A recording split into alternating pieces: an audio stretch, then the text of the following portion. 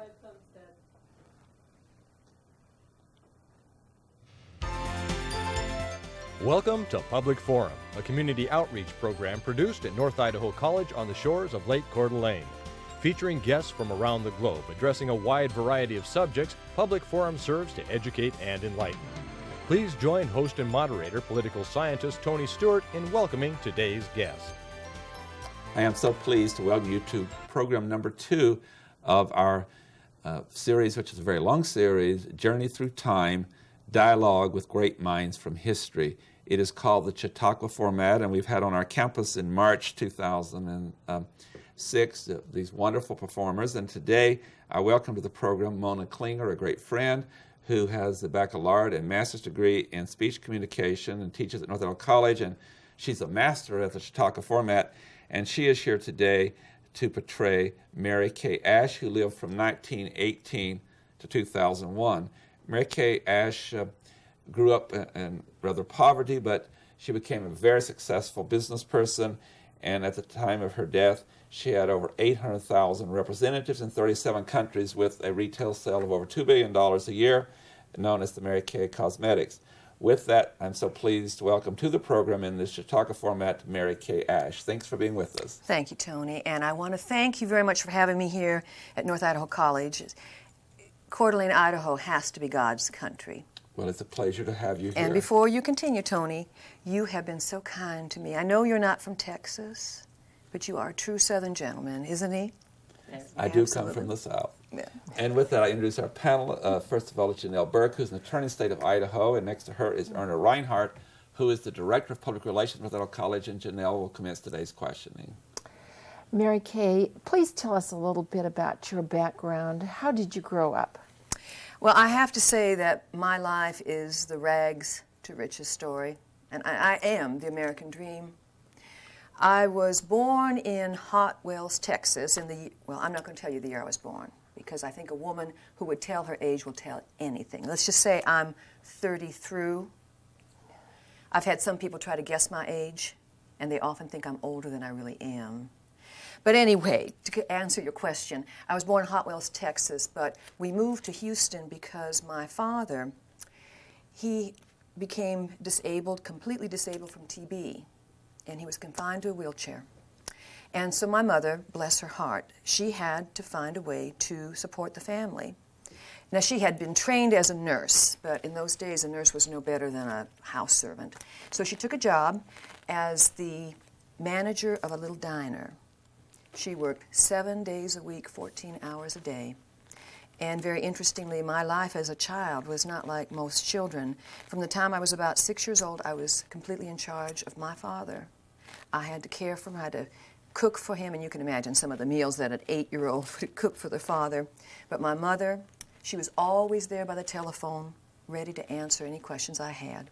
So I had very much poverty in my life as I was growing up. Thank you. Erna Reinhardt.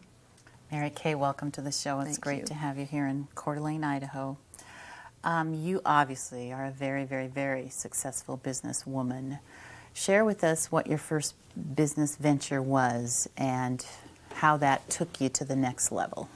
Well, I have to tell you a little bit about the fact that when I was going to high school, I was a wonderful student. I was straight A's. I finished high school in just 3 years, and I longed to be a doctor. But going back to the idea that my life, I was very poor, and in those days we didn't have Pell Grants and student loans, and so I got married at 17.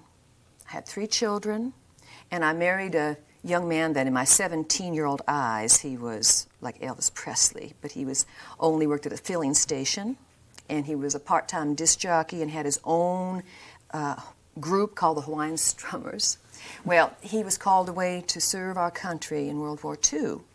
And while he was gone, I had to be the totally emotional support for my 3 children, and also GI doesn't make much money, so I had to bring in some money for the family also.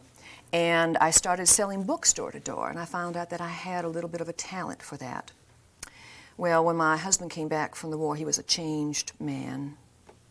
We had been married a number of years, and he just decided he didn't want to be married to me anymore. There was another woman, and we got a divorce, and I was completely devastated. So not only was I the total emotional support for my children, now there was no alimony, no child support, so I had to provide for my 3 children and myself. And I had a little talent with the selling books door to door, and I decided that I needed to perhaps use that talent selling products. So I joined the Stanley Home Products Company. Now this was the originator of the kind of party way of selling things, where they have a party and you go and you buy the products. Well, we sold such things as toothbrushes, furniture cream, laundry soap. And I was terrible.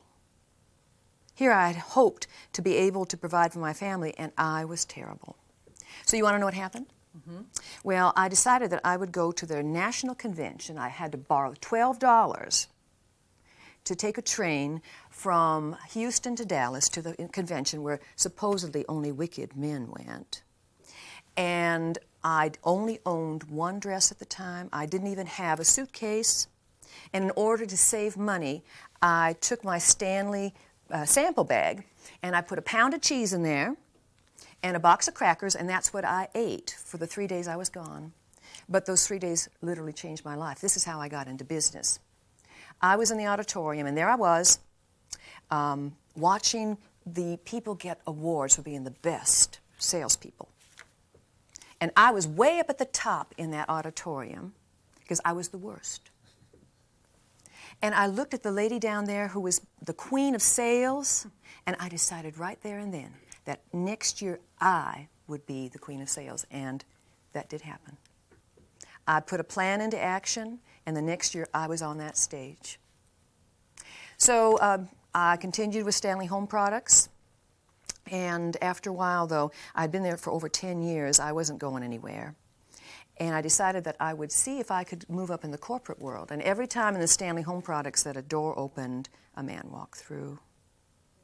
So I went to a different company called World Gifts, and I was so successful, I opened 42 states to their product line. I became the national sales director. I trained the salespeople, and I trained the trainers. And eventually, you know what happened? I was asked to train an assistant. I was very excited about that because I felt finally I was going to higher levels in the corporation. And after a year of training this young man, teaching him everything I knew, I was called into my boss's office, and he said, "Mary Kay, you're not going to get that raise. And in fact, the young man that you've been training for a year, he was now going to be my supervisor, and he was going to get double my salary." So I quit right there. The man, my boss, you know what he said? He said, "You know, Mary Kay, you in that position just will not do. A woman will not do in that position." And he also said, maybe you can relate to this back in our past a little bit, he said, "You know, of course a man needs more money than a woman because, after all, he has to support his family." And this was coming from a boss that I had worked for more than 10 years, and he knew that I had always supported my children. So I went home and I retired, and I hated that. I think retirement is like death. Let's go from this point then. You did something in your presentation to the students today that, and then I'm going to follow you through your great success with the Mary Kay Cosmetics.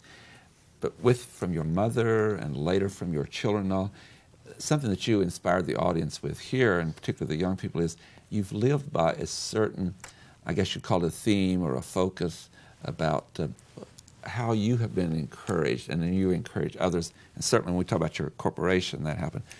Tell our viewing audience what guided you in your determination. I'm so glad you asked me that question, because the answer is you have to be a possibility thinker. And no matter what you are doing, you tell yourself you can do it. And that guided me. My mother, when I was feeling down, I didn't know how to make potato soup, for example. When my father asked me, I'd call her on the phone and she would say, "Mary Kay, you just relax. You can do it." And that's the same thing after I went to the convention. I went to the president of the company and I said, "You know, next year I'm going to be the queen of sales." And he said, "I think you can do it." And that's the kind of philosophy that I have lived by, and that's what I encourage our independent sales consultants to do also. So it became the guide for your whole life. Absolutely. Now, after your husband divorced, I'm going to go back a little bit. You've had a lot of very unfortunate tragedies in your life.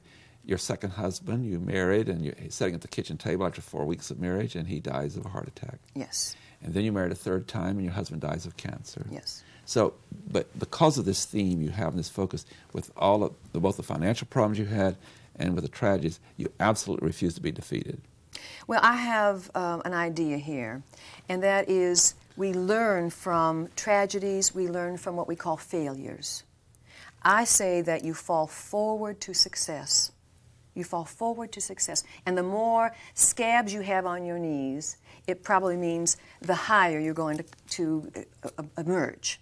And so when I've had these tragedies in my life, I just say, well, there's something in here. I think God has His hand in this, and we just decide that we're going to move forward. That's the point. You learn from what the tragedies, you learn from your failures. But your corporate success and all, you didn't put that first. You have a recommendation for your people and for society in general.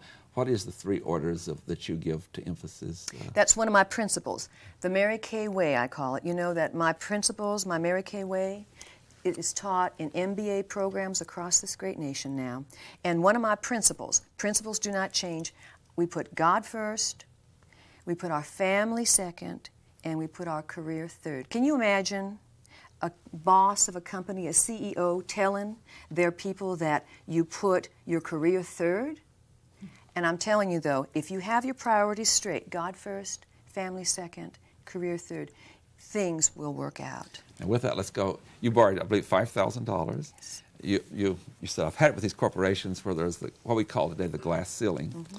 And from that, you wound up, by the end of your life, with 800,000 representatives in 37 countries and at least $2 billion. What I'd like for you to do now for our viewers is to talk about how you did that, how you recruited all these people. And I think your success had to do with if people were determined and would follow your plan. You created, I believe, more than any other person ever, more women to become worth at least $1 million.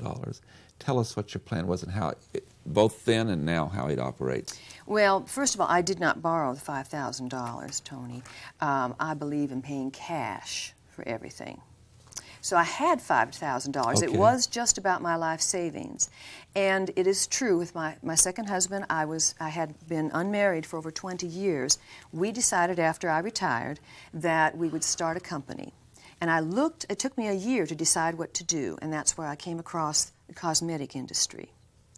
And my husband and I, he was going to be in charge of the business side, and I was going to be in charge of the marketing and the sales. And we took that $5,000, because he died, and I thought I couldn't go on. And that's where that You Can Do It came in. I had my children who were now young adults. They were the ones who said, Mother, if anybody can, you can do it. And that's how we got started. Now that's what I tell my independent beauty consultants, and I have to correct you. We now have more than 1 million independent beauty consultants in Mary Kay, and we even are in countries such as Mexico, Africa, and the former Soviet Union, where women are finding they can be independently wealthy if they just work real hard. And I do contend that you have to follow a plan. Some people do not succeed, but you got to work the plan for the plan to work for you. Did I answer your question? Yes, I have one more, and then I'll go back to the panel. And you certainly did. So when individuals come on to work for your corporation, how do you divide when they bring in X amount of business, what percentage do they get? And then talk about the famous story that you give jewelry from the company, you give pink Cadillacs, I believe over 10,000 of them.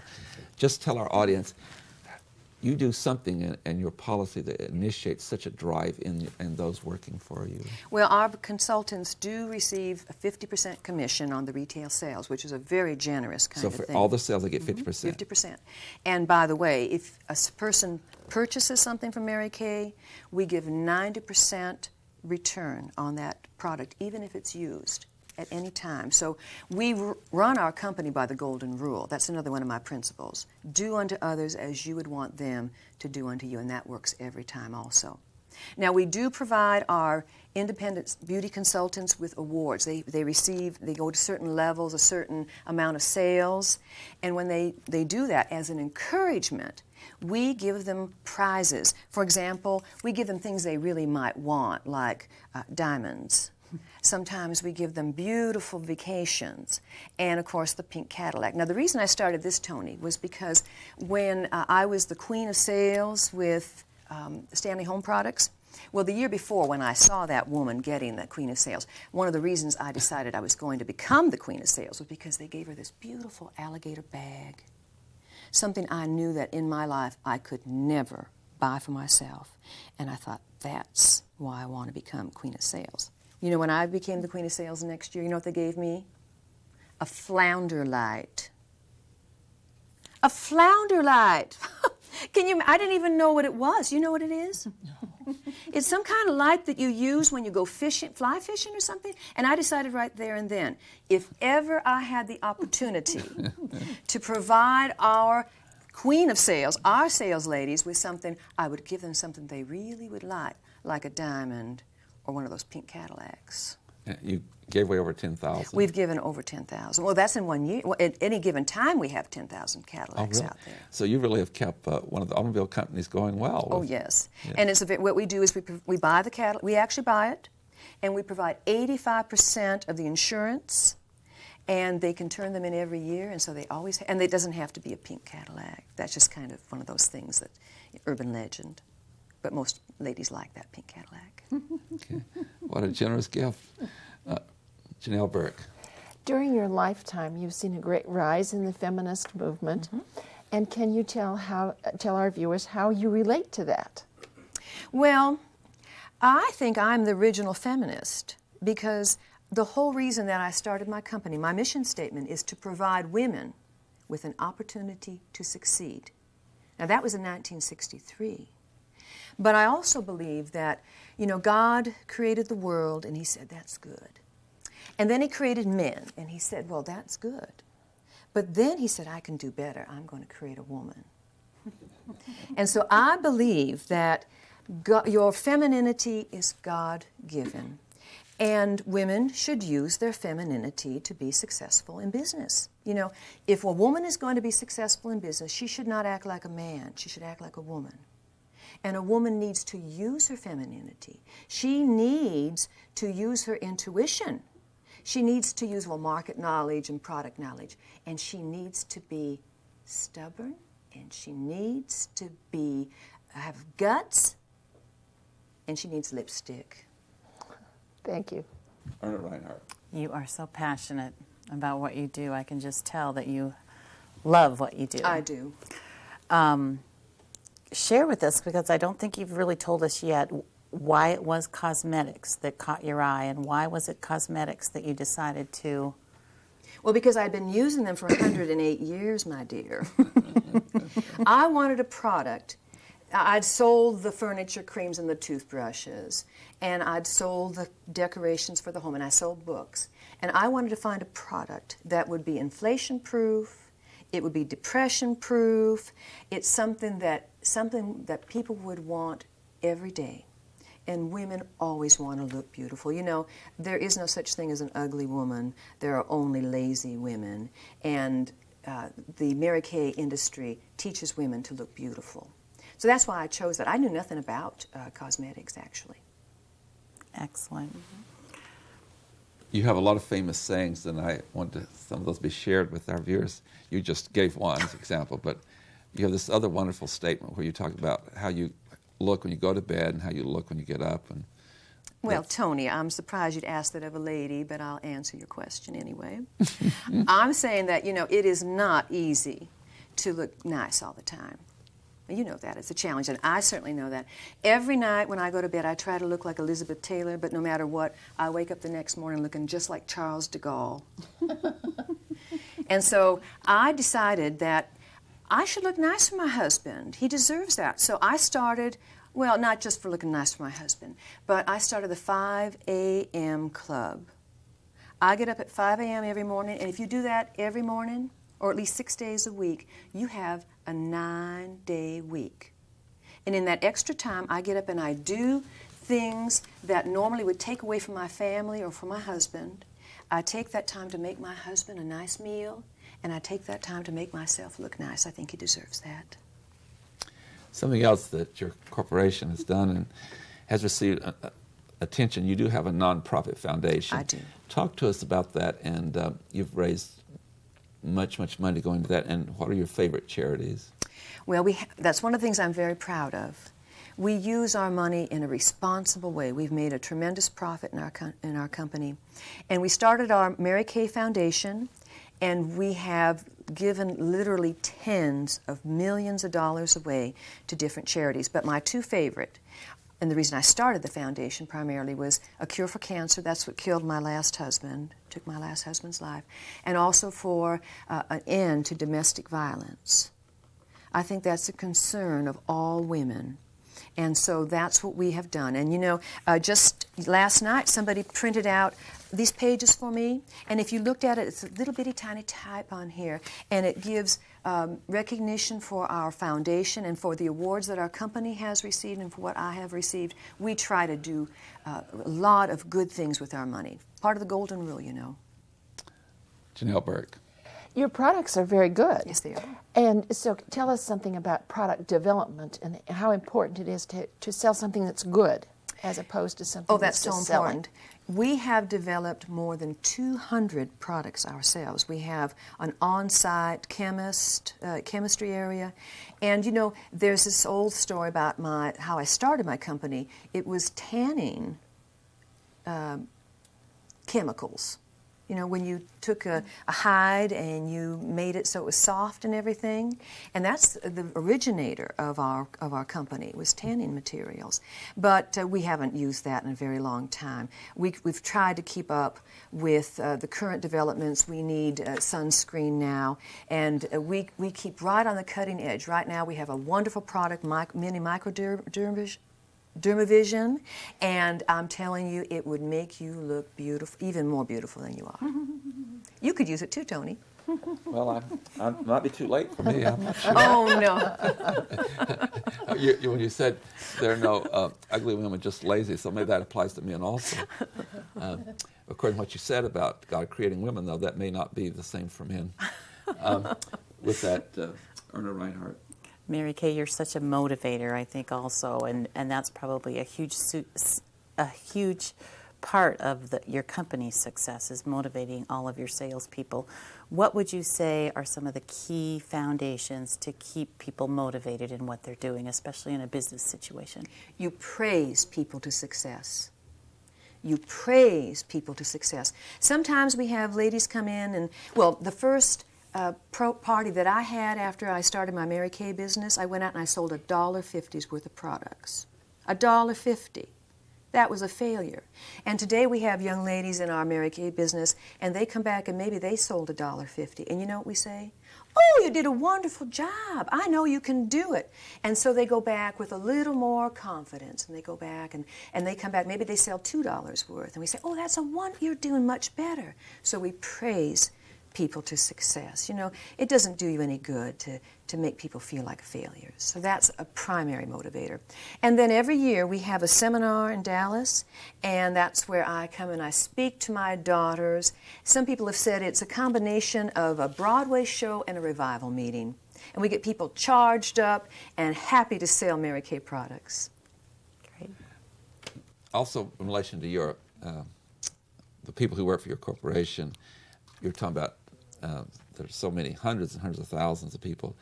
Of all those who start with your company, some are more successful than others, and I assume some quit. Tell us what the kind of statistics are about the success of those who work for you. Well, I only like to think about the successes. Mm-hmm. I think people who are not successful, Mary Kay was not for them. It can't be for everybody. But you know, what you have to do when you start something like sales, you're going to have failures in sales. So you have to have a plan, and we do provide our people with a plan. In fact, when I became the Queen of Sales for Stanley Home Products, I decided that I had to hitch my wagon to a star. And that's why I went and talked to the Queen of Sales, and I asked her what she did. We do that for our people, too. And if you hitch your wagon to a star, what you got to do then, you have to get on the railroad track and ride those rails. If the plan is successful for somebody, if you follow that plan, you'll be successful too. So I would say that maybe most of our people make maybe $10,000 a year, but that may be for 3 or 4 or 5 hours a week. You tell me a part-time job where you work 2 or 3 or 5 hours a week and you make $10,000. But we also have many women in our company who are millionaires. In fact, I just was talking to a lady the other day, $17,000 a month. Now that's a pretty good little profit for selling lipstick. And other products. And other products. Also, you have written some books. We were almost out of time, but tell us the books you've written. What's the title of them? I've written 4. Miracles Happen, The Mary Kay Way. I can't think of the other one right now, well, I have the 2 right now, but they all made it to the bestseller list. And some of those principles are taught in MBA programs right now. So I was going to say, all your books that you've written are about your plan or how people can succeed? They're about my life, to inspire other people. If I'm the rags to riches story, people will read that and they say, hey, I can do it too. Some of my books are about my plan for business, and that's where things are taken out and taught in the MBA programs. And so I hope that my books kind of run the gamut for people. So you're a motivator. I hope I am.